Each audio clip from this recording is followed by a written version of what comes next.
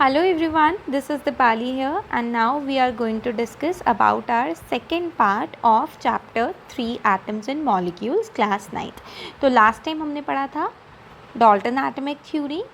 हमने last time Dalton atomic theory से over किया था अपना लेक्चर। अब हम पढ़ने वाले हैं एटॉमिक मास। मैंने आपको एटॉमिक मास के बारे में भी थोड़ा बता दिया था।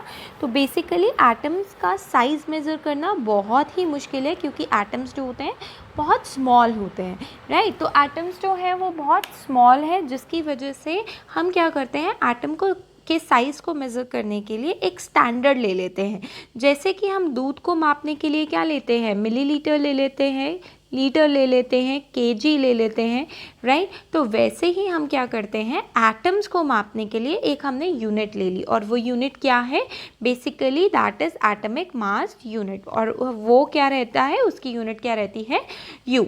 बेसिकली अगर हम बात करें एटॉमिक मास यूनिट की, तो एटॉमिक मास क्या है, it is the 1/12 of a mass of carbon atom. It means carbon का जो एक एटम है, कार्बन का जो एक एटम है उसका 12वां हिस्सा, यानी कार्बन के एटम का जो 12वां हिस्सा होगा वो कांस्टेंट रहेगा और वो रहेगा equals to 1 atomic mass unit, right. तो हम कह सकते हैं it is the average mass of an element compared with the 1/12 mass of the carbon atom, right?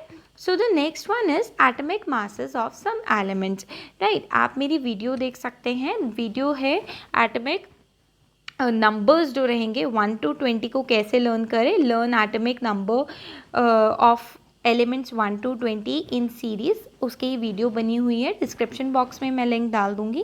अब बात आती है कि एटॉमिक मास कैसे लर्न करें। देखो, अगर हम सिंपल टर्म्स में कहें तो एटॉमिक मास जो होता है ना, कुछ एलिमेंट्स का क्या रहता है, बिल्कुल डबल रहता है, बट कुछ एलिमेंट्स का डबल नहीं भी रहता है। जैसे हाइड्रोजन का एटॉमिक नंबर है, उसका होता है एटॉमिक नंबर 1, बट मास तो 1 ही है। बट कार्बन का एटॉमिक नंबर होता है 6 और मास हो गया 12। नाइट्रोजन का एटॉमिक नंबर होता है 7 और मास हो गया 14। ऑक्सीजन का एटॉमिक नंबर होता है 8 और मास हो गया 16। तो कुछ एलिमेंट्स ऐसे होते हैं जिनका मास जो रहता है वो बिल्कुल डबल रहता है, और कुछ एलिमेंट्स ऐसे होते हैं जिनका मास में चेंजेस आते हैं, जैसे सोडियम 11 हो गया और इनका मास क्या हो गया 23। तो ये मासेस जो होंगे ये आपको लर्न करने पड़ेंगे। अब बात करते हैं मॉलिक्यूल की। देखो, अगर हम सिंपल टर्म्स में बोले तो एटम्स जो होते हैं, राइट, एटम्स बहुत छोटे होते हैं, बट अगर एटम ग्रुप बना लें तो वो क्या बना देते हैं, वो बना देते हैं मॉलिक्यूल। और we can also say that a molecule is the smallest particle और it is a group of 2 or more element held by attractive forces. यानी उन्हें कौन अट्रैक्ट करके रख रहा है, कौन हेल्ड करके रख रहा है, अट्रैक्टिव फोर्सेस। अगर आप ये पिक्चर देखें, यहाँ पे जो हाइड्रोजन है वो आपस में किस फोर्सेस से अट्रैक्ट हो रहे हैं, यहाँ पर उनके बीच में स्ट्रांग फोर्सेस लग रही हैं जिसकी वजह से वो आपस में अट्रैक्ट हो रहे हैं। ऐसे ही ऑक्सीजन आपस में अट्रैक्ट हो रहे हैं, नाइट्रोजन आपस में अट्रैक्ट हो रहे हैं, राइट।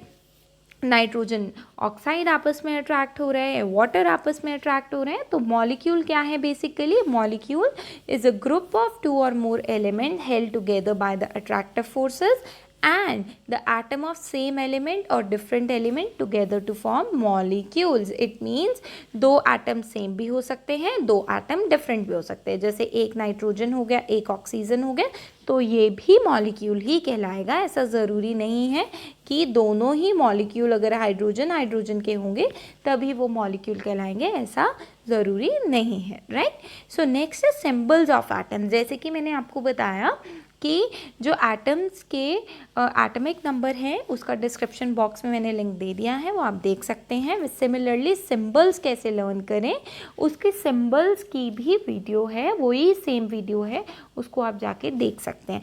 बट सिंबल्स लर्न करने से पहले उनके कुछ रूल्स आपको पता होने चाहिए। रूल्स क्या हैं, रूल्स ये हैं कि जब भी हम सिंबल्स को लिखते हैं ना, तो हमेशा सिंबल को या तो 1 लेटर से लिखेंगे या 2 लेटर से लिखेंगे।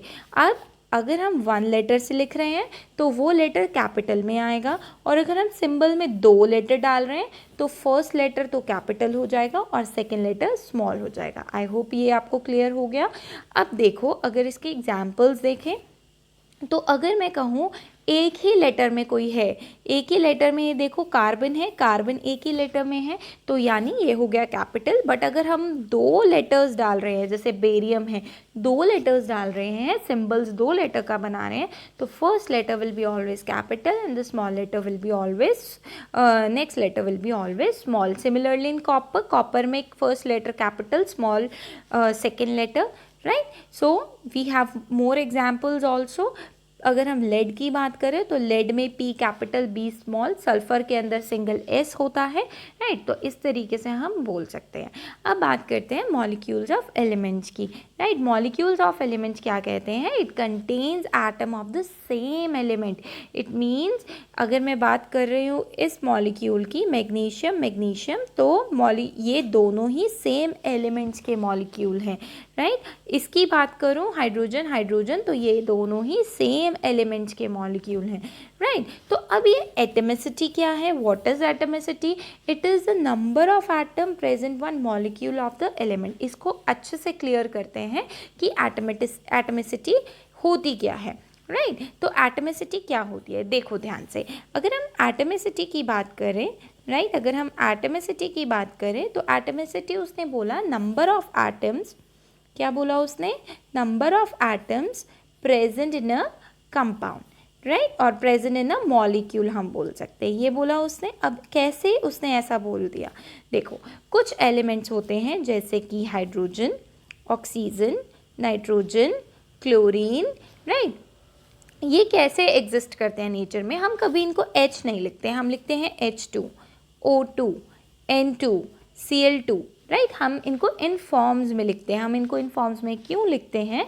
क्योंकि इनके साथ में 2 atoms are attached, right. Oxygen के साथ 2 है, नाइट्रोजन के साथ भी 2 है, क्लोरीन के साथ भी 2 है, तो इनकी एटमिसिटी क्या हो जाएगी?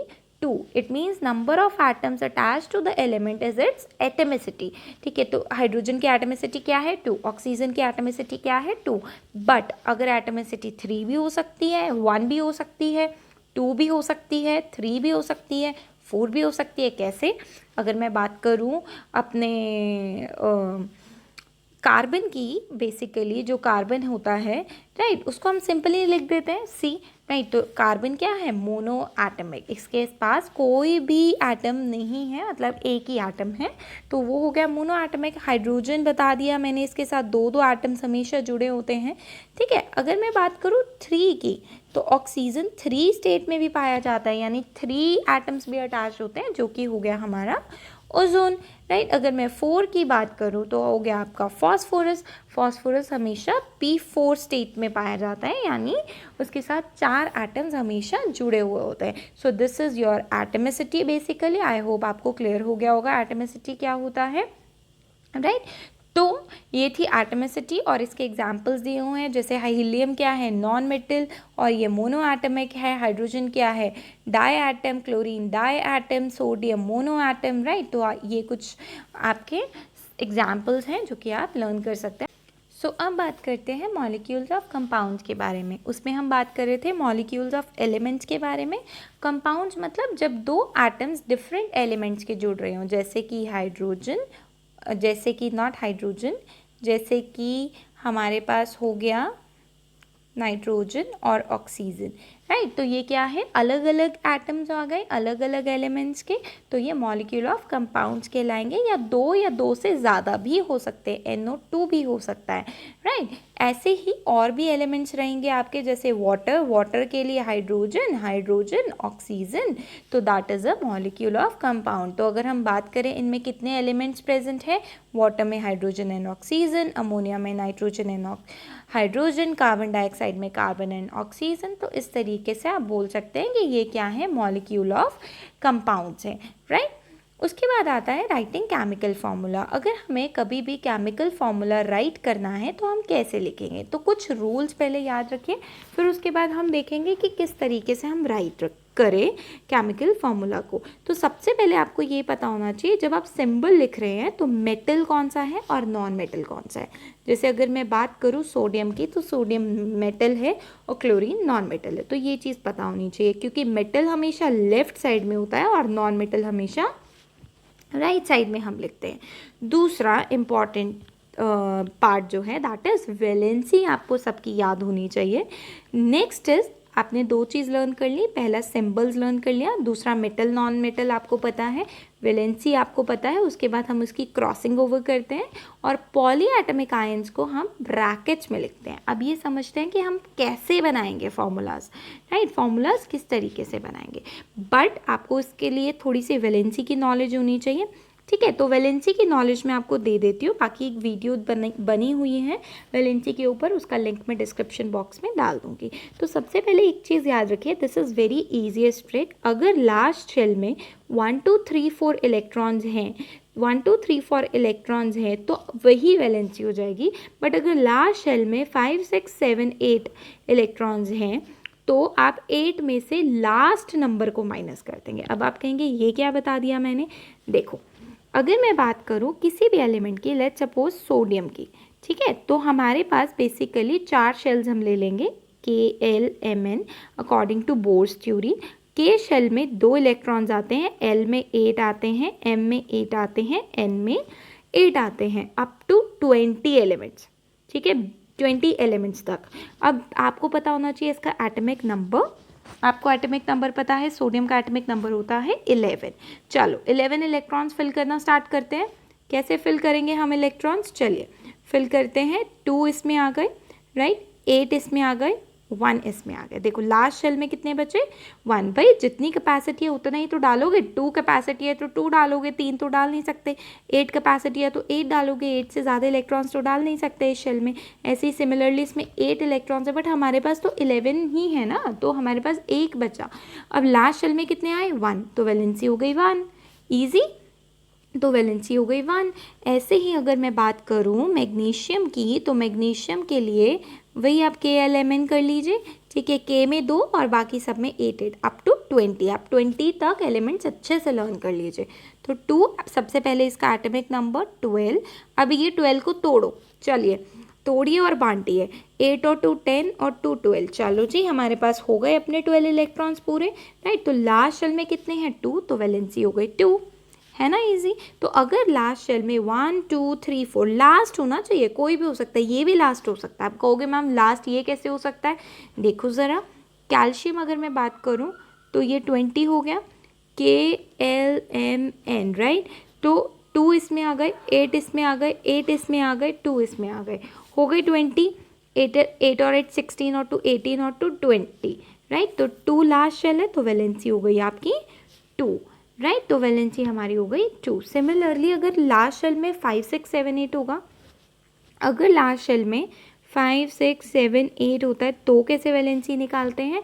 देखो अगर मैं नाइट्रोजन लूँ तो नाइट्रोजन का एटॉमिक नंबर होता है 7, तो नाइट्रोजन का एटॉमिक नंबर अगर 7 रहेगा तो KLMN, राइट। तो इसमें मैं डाल सकती हूँ 2 ही इलेक्ट्रॉन और L में मैं डाल सकती हूँ सिर्फ और सिर्फ 5 इलेक्ट्रॉन, राइट। तो 5 इलेक्ट्रॉन मैंने इसमें डाल दिए, और 5 इलेक्ट्रॉन जब मैंने इसमें डाल दिए तो और तो मैं डाल नहीं सकती हूँ क्योंकि मेरे पास 7 ही इलेक्ट्रॉन्स है, राइट।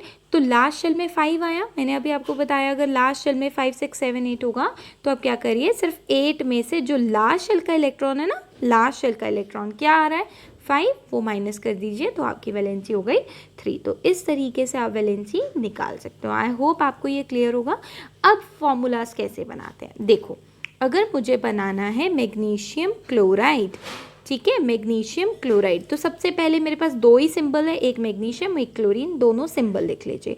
मैग्नीशियम की वैलेंसी याद होनी चाहिए 2, क्लोरीन की वैलेंसी याद होनी चाहिए 1।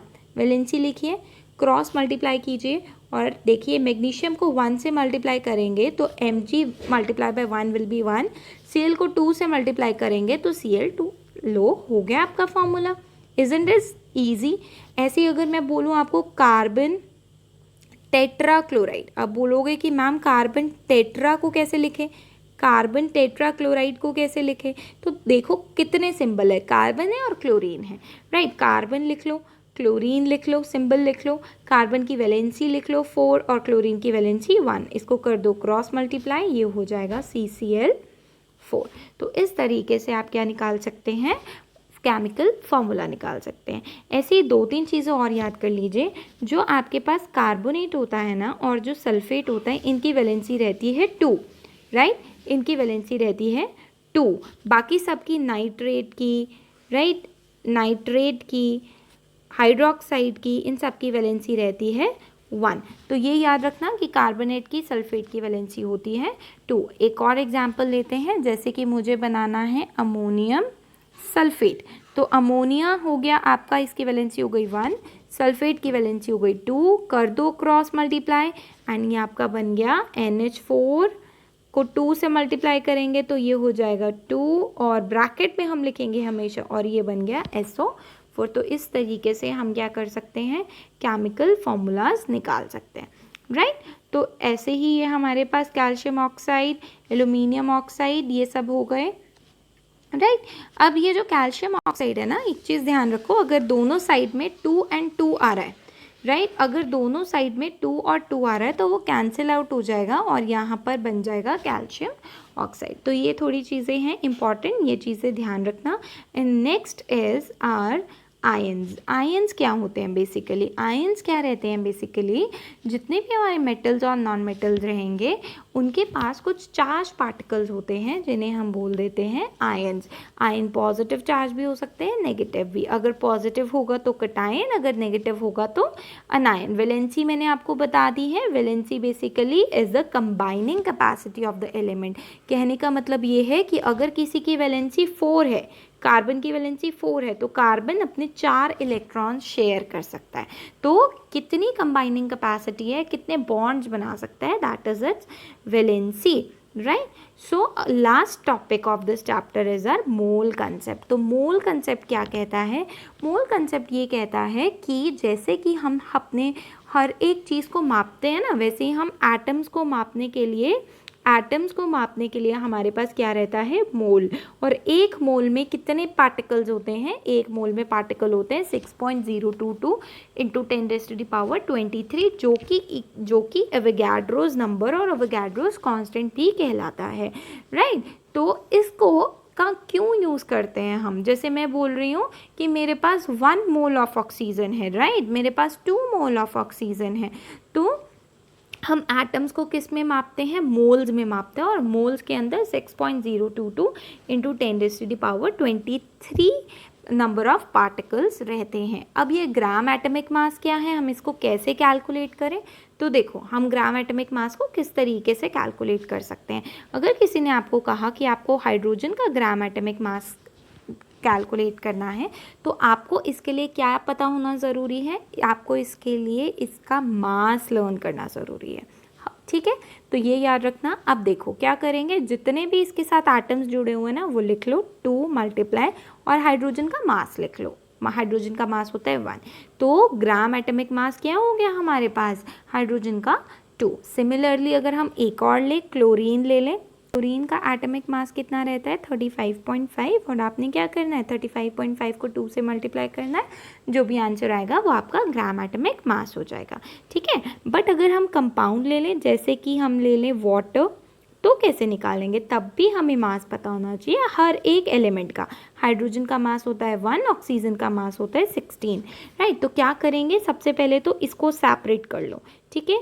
तो ये हो गया आपका 2 मल्टीप्लाई बाय हाइड्रोजन का मास कितना है? 1 प्लस ऑक्सीजन के साथ कितने एलिमेंट्स है? 1, क्योंकि अगर कुछ भी नहीं है तो हम 1 ले लेंगे, और इसका मास कितना है? 16। अब आप इसको कैलकुलेट कर लीजिए, दैट विल बी 18।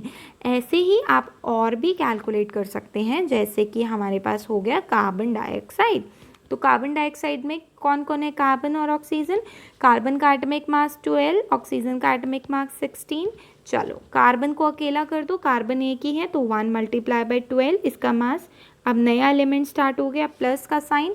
अब इसके साथ कितने हैं? 2 मल्टीप्लाई बाय 16। अब इसको कैलकुलेट कर लीजिए, 12 प्लस 16, राइट। तो आंसर जो भी आ जाएगा आपका, वो आपका हो जाएगा 6 + 2 8, 1 and 1 2, राइट। तो ये आपका हो जाएगा 28 U कार्बन डाइऑक्साइड का मास। अगर बहुत सारे एलिमेंट्स हो, बहुत सारे एलिमेंट्स का मतलब ये, अगर बहुत अच्छा कंपाउंड है जैसे कि H2SO4, तो कैसे करेंगे? सेम वही मेथड यूज़ करना है आपने।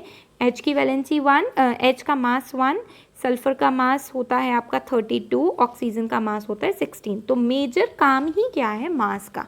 अगर आपको मास पता है तो आप बहुत इजीली वैलेंसी निकाल लेंगे। 2 ये हो गया, 2 इंटू हाइड्रोजन का मास बताइए 1 प्लस सल्फ़र का मास क्या है, देखो कुछ भी नहीं है सल्फ़र के साथ, तो 1 से मल्टीप्लाई करेंगे 32 प्लस ऑक्सीजन 4 मल्टीप्लाई बाय 16। कुछ चिल्ड्रन क्या करते हैं, सल्फ़र को 4 मान लेते हैं। सल्फ़र 4 नहीं है भाई, सल्फ़र अकेला है, S अकेला है, राइट। तो अब इसको सॉल्व कर लो, जो भी आंसर होगा वो क्या रहेगा आपका, वो आपका हो जाएगा gram atomic mass. So I hope you like the video, and if you really do, then please hit the subscribe channel, hit the subscribe button and do like my video.